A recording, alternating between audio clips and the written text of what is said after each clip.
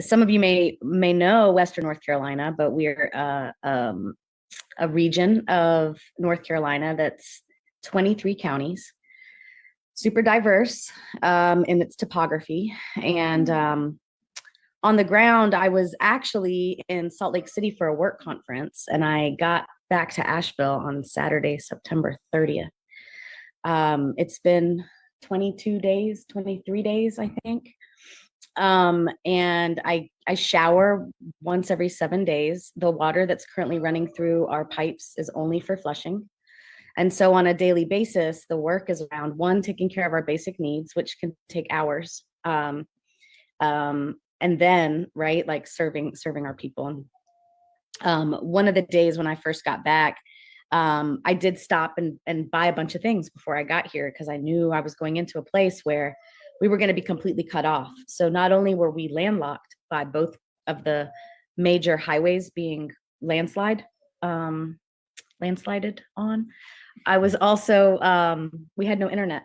We had no way to contact the outside world, either by phones or by Wi-Fi for a very long time. To me, it felt like weeks, but it was probably, I don't know, 5 or 7 days. And so when we landed, I remember the first group that came to call was, I like to call them the queer cavalry, right? So they came to get us, not only like serve us up like all of the nourishing foods that we needed, which, you know, of course, without power, we could only cook on a propane stove. But, you know, it was like the really yummy snacks, right? The ones that'll like keep you like fed or like full for hours.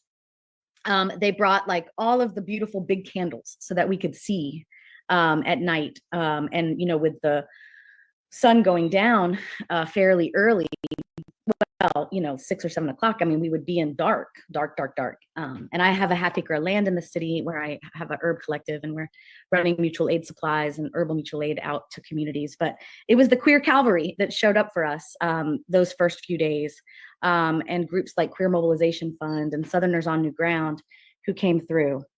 And, you know, these groups also provided us what we needed so that we could go out and serve and help our community around where we live, but then also helped us to support pop-up distribution sites.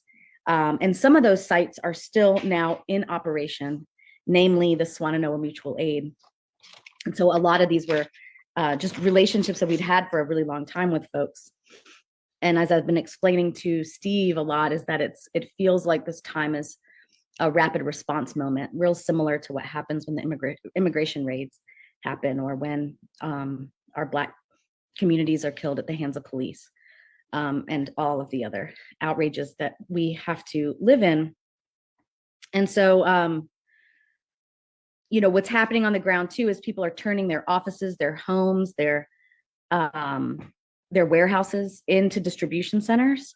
One of them is namely here on this land that I am honored to be a vessel to serve for.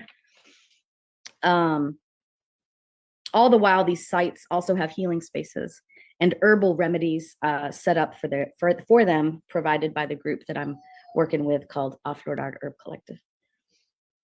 So, you know, I think in that question, that we are the ones that are providing the remedies that this community needs to not only like survive in this moment, but also hopefully to rebuild and maybe one day thrive as we're you know, move through everything that we're experiencing right now.